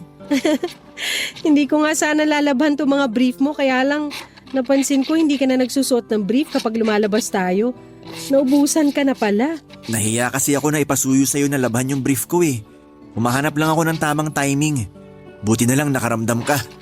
Wala rin naman kasi akong ginagawa ngayon kaya sinabay ko na sa paglalaban ng mga panty ko. Thank you ah. At least ngayon siguradong lalaban mo ng mga brief ko sa susunod kahit hindi ko sabihin. Kaya kita mahal eh. Hayaan mo, ibibida ko ulit to kay nanay kapag dumalaw ako sa kanya bukas. Pupunta ka bukas sa nanay mo? Diba kakadalaw mo lang doon kahapon? Nagpapamasahe ng paa si nanay. Natapilok daw sa hagdanan. Asikasuhin ko lang tapos uuwi rin ako agad dito sa'yo. Bukas kasi nakaschedule ng general cleaning natin dito sa kondo. Ang dami na kasing kalat dito sa bahay. Hindi mo na ako kailangan dyan. Mas magaling ka maglinis kesa sa akin. Baka makasagaba lang ako. Parang hindi pa nga kita nakita naglinis ni minsan. Paano mo ako makikitang naglilinis? Hindi ko alam kung paano yan. Ikaw talaga? Hindi ka talaga marunong maglinis? Akala ko kasi tinatamad ka lang. Magkahalo eh. Tamad tsaka hindi marunong. Ano lang pala ang alam mong gawaing bahay? Wala eh. Si nanay kasi ang gumagawa lahat ng trabaho sa bahay namin. Na-enjoy niya yon kaya hinahayaan ko na lang. Anong ginagawa mo? Nilalambing ko siya. Yung parang paglalambing mo sa akin? Tumpak! Effective naman daw yon para ganahan at ma-inspire si nanay sa pagtatrabaho sa bahay. Pero hindi pa busy na rin ang nanay mo sa trabaho niya sa munisipyo niyo? Magaling mag-multitask si nanay. Pwede ka magpa-seminar sa kanya sa ganyan. Bilib ako ron. Kaya niyang pagsabayin mga gawaing bahay tapos trabaho niya. May sideline pa siya para dagdag kita. Speaking of trabaho, hindi pa natin napag-uusapan kung ano nangyari sa trabaho mo. Ilang linggo ka nang nakatira rito sa bahay pero never mong binanggit ang tungkol sa trabaho mo. Wala naman kasi akong babanggitin. Ha? Anong ibig mong sabihin? Kasi wala naman akong trabaho. Wala kang trabaho? Never ko na-experience na magtrabaho. After ko mag-college, si nanay pa rin ang nagtatrabaho para sa amin. Teka lang Tumatawag ata si Mars. Sagutin ko lang. Hindi naman nagre-ring ang phone mo. Ramdam ko lang. Teka. Anong problema? Hello, Mars? Ano yun? Ba't ka napatawag? Kaloka? Ikaw to tumawag sa akin? Walang anuman yun, Mars. Nagkukwentuhan lang naman kami ni Andrew. Fiona, nasa banyo ako ha. Nagdadayariya ako. Kung ayaw mong marinig ang pasabog ko… Sige, bye na ha. Busy kasi kami ni Andrew. Message mo na lang ako, okay? Bye! Ano raw ang kailangan ni Mars? Kumukulo raw yung tiyan. Nagtatanong kung pwede raw uminom ng paracetamol at kape. Sa'yo pa talaga itinawag? Alam mo naman yun. Ako ang laging tumutulong sa kanya. Speaking of tulong, ang pwede ko lang may offer na tulong ko magbantay dito sa kondo natin habang wala ka at nasa trabaho. Ha? Magbantay ng kondo? Natin? Oo, yan ang talent ko. Kaya huwag ka mag-alala. Kapag nasa trabaho ka, panatag kang magiging safe ang kondo natin sa pagbabantay ko.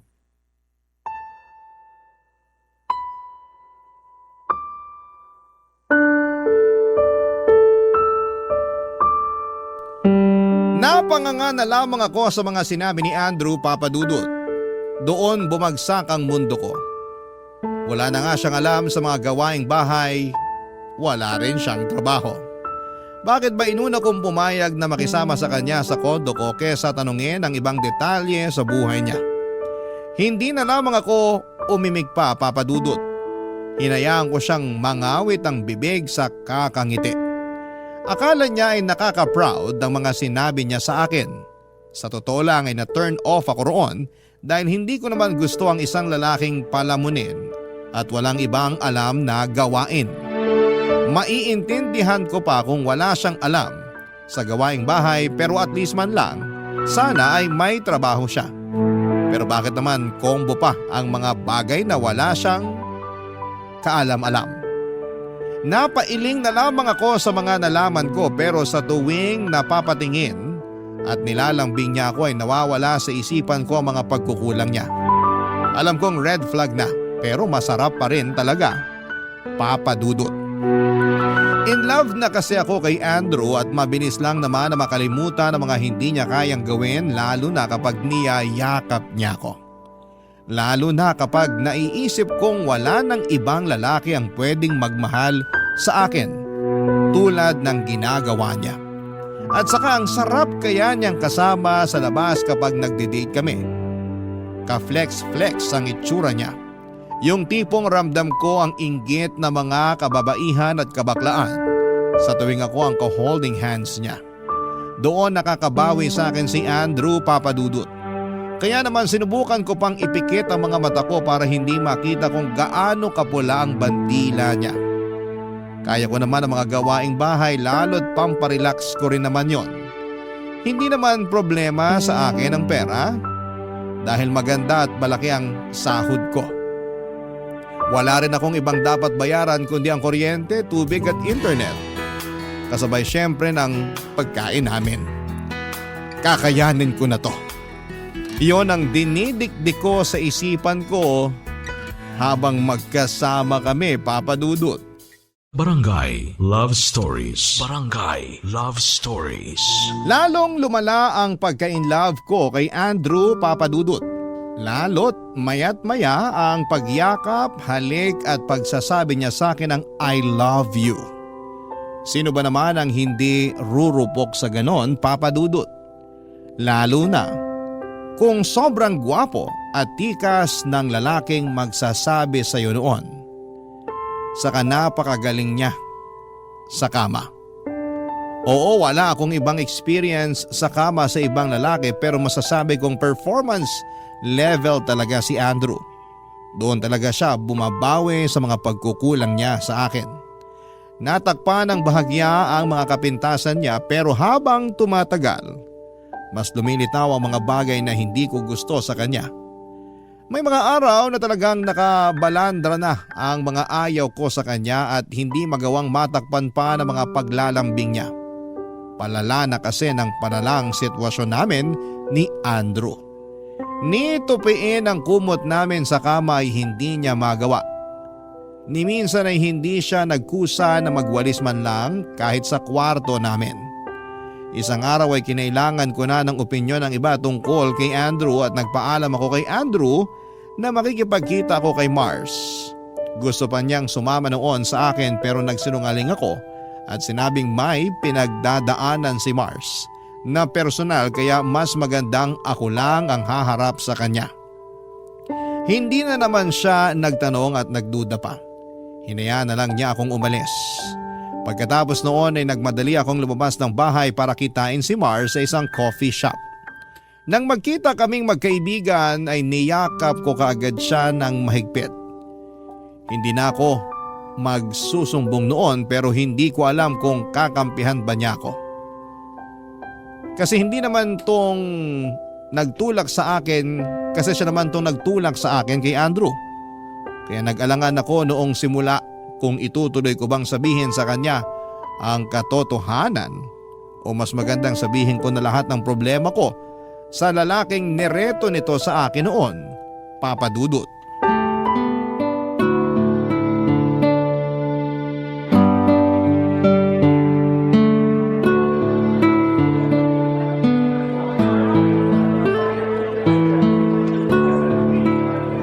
Bakla ka? Grabe higpit ang yakap mo ha? Kulang na lang mabali na to spinal cord ko ah. Sorry na. Nalulungkot na kasi ako eh. Pwede naman maging malungkot ang hindi nang babali ng buto? Kaloka ka? Ano ba problema? Si Andrew! Si Andrew? Paano? Ang saya nyo nga lagi sa pinopost mo sa Facebook. Nakamute ka na nga sa akin kasi umay na ako sa lambingan nyo. Iba kasi in real life. Splok na dali. So ito na nga, Mars. Alam mo bang pabigat si Andrew sa akin? Paanong pabigat? Dinadaganan ka ba? Di ba enjoy yun? Sana nga ganun na lang lagi pero hindi. Paano nga? Ni minsan hindi siya tumulong sa mga gawaing bahay. Ni hugasan yung basong pinag-inuman niya ng tubig, hindi niya magawa. Talo ko pa yung may baby na inaalagaan eh. Eh baby mo naman talaga siya, di ba? O hindi na to joke ha? Pinapagaan ko lang ang sitwasyon mo. Kasi naman halos mapunit na yung noo mo sa kakakunot. At eto pa, sinabi niya na hindi raw siya naturuan ng mga gawaing bahay. Kasi nanay niya lahat ang gumagawa nung nakatira pa siya sa bahay ng nanay niya. So kahit isang gawaing bahay, walay talaga? As in walay? Mars! Ako pa naglalaban ng brief niya na ang daming stain. Kaloka! Nalaman ko lang na hindi siya marunong maglaba nung natambakan na siya ng mga lalabhan tapos wala na siyang brief na magamit. Huwag mo sabihin sa akin na nung naubusan siya ng brief, yung panty mo naman ang... Ginamit niya yung pink na panty ko. Yung paborito ko. Na-stretch tuloy yung garter. Ang lala, Fiona! Wait, there's more. Kumapit ka, Mars. Ano? Wala rin siyang trabaho. Wala pang trabaho? O kakaalis lang sa trabaho? Never naka-experience magkaroon ng trabaho. Ha? 30 na siya. Eh anong alam niya? Magbantay daw ng kondo. Kondo namin. Namin? May ambag ba siya sa down payment? Siya pa tong malakas gumamit ng aircon. Kasi first time daw niyang mag-aircon kapag matutulog. Alam ko na kung anong pwede niyang iambag sa'yo. Ano? Maging pabigat sa yero kapag bumabagyo. Seryoso na kasi. Wait lang naman kasi. Nabigla naman ako sa revelation mo, bakla. Teka, tumatawag yung nanay ni Andrew. Sagutin ko lang. Babawiin na ba niya ang anak niya? Magkakaalaman. Wait. Hello po, tita. Hello, Fiona. Andito ngayon si Andrew. Ay, ano pong ginagawa niya dyan? Akala ko nasa kondo siya, nagbabantay. Dinala niya yung mga marurumi niyang damit dito. Di ka raw kasi nakapaglaba kahapon. Wala raw siyang magamit. Pinapalaba niya sa akin. Hindi ko po kasi naharap na maglaba kahapon, tita, kasi OT ako sa trabaho. At saka naglinis ako ng kwarto at ref. Dapat maglaan ka rin ng oras sa paglalaba ng mga damit ni Andrew. Palit pa naman ang palitong nobyo mo dahil masyadong pawisin. Pasensya na po, tita. Hindi na mauulit. Hayaan mo na. Ako na lang ang maglalaba rito. Kaya lang dito muna siya sa bahay ng 2 araw ha. Para isabay na rin niya pauwi sa kondo yung mga damit. Ipapadala ko na rin yung mga ibang mga naiwan niyang damit dito. Para marami siyang extra sa inyo lalo kapag hindi mo maharap ang paglalaba agad. Sige po, tita. Salamat po sa tulong niyo. Walang anuman. O siya, maglalaba pa ako. Ingat ka kung nasaan ka man ngayon. Bye! Bye po. O ano? Anong sabi ng hilaw na biyenan mo? Nagsumbong si Andrew. Hindi ko raw agad nilabhan yung mga marurumi niya. Kaya dinala niya sa nanay niya para malabhan na. Iba rin, bakla. Anong gagawin ko, Mars? Kung ako lang kasi, red flag talaga yung mga sumbong mo sa akin tungkol kay Andrew. Kaya lang, Ano? Fiona, prangkahan na to ah. Alam mo namang matagal ka nang umaasa na may magmamahal sa'yo. Dumating si Andrew. Gwapo at parang cheese grater ang abs. Mahal ka niya. Pero Hindi ka na makakahanap ng ganong lalaki na magmamahal sa'yo. Lahat naman tayo may kapintasan at kakulangan. Balang araw, matatanggap mo rin lahat ng hindi magawa ni Andrew. Isipin mo na lang lagi kung ano yung magagandang bagay na meron siya. Papadudot, tumango lamang ako sa mga sinabi ni Mars. May punto naman siya. Wala nang ibang lalaking magmamahal sa akin katulad ng ginagawa ni Andrew. Ang tagal kong naghanap ng karelasyon. Tapos noong binigyan na ako ni Lord ay biglang aayawan ko. Hindi naman pwede yon. Saka kaya ko namang maglinis at mag-ayos ng bahay at kaya ko rin namang magtrabaho. Nasanay na akong ginagawa ko yon noong single pa lamang ako. Ano ba naman yung mag-adjust ng kaunti kay Andrew. Nagkakwentuhan pa kami ni Mars bago ako nagpaalam para umuwi na. Excited na akong umuwi ng kondo dahil masosolo ko yon ng 2 araw dahil hindi nga uuwi si Andrew. Weird yon para sa akin dahil dati nalulungkot ako ng mag-isa kaya lagi akong nagpapasama kay Mars. Pero nang time na yon ay parang ang sarap lang magpatugtog ng malakas na music at sasabayan ko ng pag-inom ng wine at pagpapapak ng mga natitirang pagkain sa ref. Habang wala si Andrew ay nagsimula akong muli sa pag-aayos ng kondo. Ang saya ko rin naman talaga kapag naglilinis. Pagkatapos noon ay nag-video call pa kami ni Andrew. Namiss na raw niya ako at nagpapasundo na siya sa akin.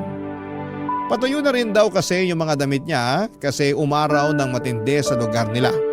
Sinunod ko naman ang sinabi niya, naligo lang ako at saka pumunta na sa bahay nila. Nang makarating ako roon ay nakita ko siyang nakahilata sa sofa habang nagpapapak ng popcorn na ginawa ng nanay niya. Nasa kusina noon ang nanay niya at naghahanda na para sa hapunan. Sinalubong ako kaagad ni Andrew at saka niyakap. Namiss daw niya ako at aaminin kong namiss ko rin siya. Inoffer niya ang popcorn at pinatabi niya ako sa kanya. Pagkatapos noon ay lumabas na ang nanay niya mula sa kusina para salubungin naman ako. Masaya ang nanay niya, Papa Dudut. Abot hanggang kisame ang ngiti nang makita ako.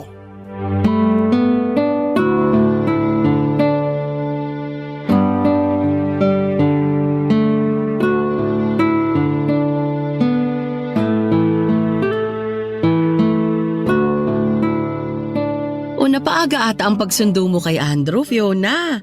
Dapat bukas pa, di ba? Kasalanan ko, Nay. Pinapunta ko na kasi siya. Namimiss ko na eh. Paano yung mga damit mo? Hinawakan ko kanina sa sampayan. Tuyo na naman po. Hindi mo sinabi sa akin agad para nakuha ko na bago dumating si Fiona. Ay, ayos lang po yun, tita. Medyo napaaga rin talaga ang dating ko. Oo nga eh.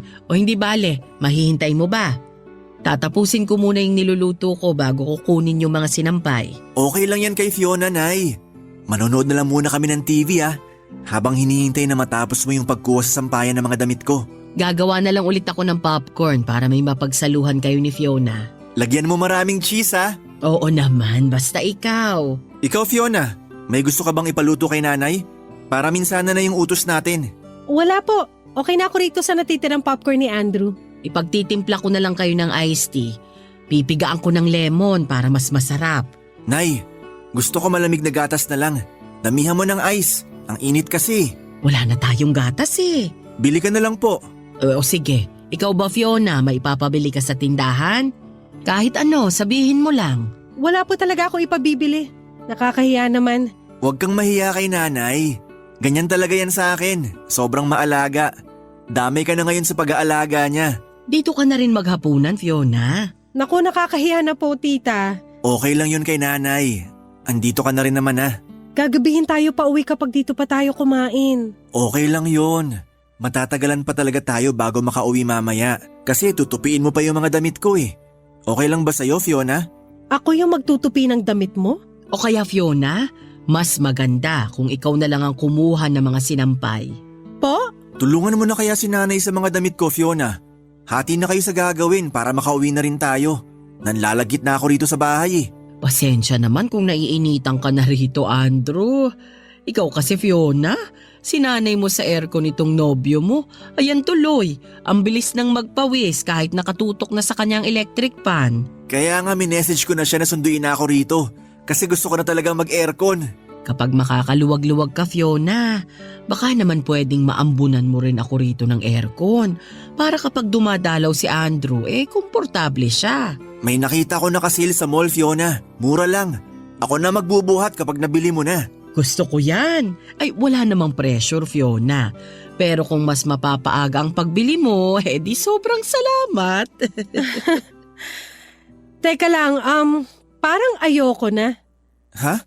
Andrew, isusoli na kita sa nanay mo. Ano? Di pa sinabi ko nang walang solian? Ginawa mo naman akong kondensada sa grocery, Fiona. Ayoko nang bumalik dito. Gusto ko na sa'yo. Mapag-uusapan naman natin to, Fiona, di ba? Nahihirapan na kasi ako. Lahat na lang trabaho at obligasyon ko. Sorry Andrew Sorry po tita. Pwede naman nating paghatian ng pag-aalaga kay Andrew. Kung gusto mo, ako na lang ang maglalaban ng mga damit niya. Pero dapat susunduin mo rito mga labahan ko, Fiona. Kasi hindi na pwedeng bumiyahe ng malayo si nanay. Hindi na kaya ng tuhod niya. Tuwing Lunes at Martes naman, pwedeng dito siya matulog para may oras ka na maglinis ng kondo nyo. Kondo ko yun. Akin yun. Akala ko ba iisa na lang tayo? Akala ko rin Pero narealize ko, mas gusto ko na lang palang mag-isa. Ayoko nang bumuhat ng iba. Huwag mo naman akong gawing kondensada, Fiona. Tapos ng warranty ko. Hindi ko kailangan ng kondensada sa salad ko. Aalis na po ako. Thank you na lang sa lahat, Andrew. Nagmadali na akong tumakbo palabas ng bahay nila, Papa Dudut. Hinabol ako ni Andrew para pigilan. Nakiusap siya sa akin na huwag ko raw siyang iwan sa bahay ng nanay niya. Masaya na raw siya sa kondo namin. Inulit ko sa kanya na kondo ko yon. Niyakap niya ako at sinubukang halikan pero tinulak ko siya. Aminado naman kasi ako na may epekto pa rin ang mga lambing niya pero kailangan kong maging matatag. Hindi na ako pwedeng magpadarang sa kanyang itsura at sa katotohanan na siya lang ang pumatol sa akin. Agad ako nagpara ng taxi at nagmadali ng umuwi, Papa Dudut. Pagkatapos noon ay umiyak ako sa loob ng kondo ko. Oo, at malungkot na muli na mag-isa ko. Pero hindi na ako mahihirapan at mai-stress sa kakaisip sa pag-aalaga ng iba. Nung na-realize ko kung gaano kahirap ang umakay at bumuhat ng iba ay doon na natapos ang pag-iyak ko. Tinawagan ko si Mars para ikwento ang lahat. Natahimik din siya at hindi inaasahan na makakayanan kong bitawan si Andrew. Para pagaanin ng mga pangyayari ay nagbiro na lamang si Mars tungkol sa pagiging pabigat ni Andrew. Binanggit din niya na maswerte na nakuha na ni Andrew ang lahat ng damit niya dahil nagpalaba ito sa nanay niya kaya wala na akong kailangan pang isole dito. Nagkatawanan kaming dalawa at pagkatapos ng tawag na yon ay nahiga na ako sa kama. Masosolo ko na sa wakas ang kama. Nang mapagod akong humiga ay saka ko naman dumiretso sa kusina. Bigla ko nag-crave ng kondensada. Pagbukas ko ng ref ay nakita ko kagad ang kalahating lata ng kondensada. Nagpainit na ako ng pandesal at saka ginawang palaman ng kondensada. Tahimik po akong kumakain ng pandesal sa kusina ng kondo ko. Walang kahati sa pagkain at napakatahimik. Napangiti ako. Yun ang kailangan ko, kailangan kong ma-enjoy ang pag-iisa. Dahil balang araw, kapag papayagan ng Diyos ay magkakaroon na akong muli ng kahati sa pandesal at kondensada. Yung kahating hindi lamang sa pagkain kundi pati na rin sa mga pasanin sa buhay. Maraming salamat po sa Barangay LS 97.1 sa pagbasa ng aking liham. Isa po ako sa inyong masugid na tagapakinig. Ang inyong kapuso at kabarangay forever, Fiona.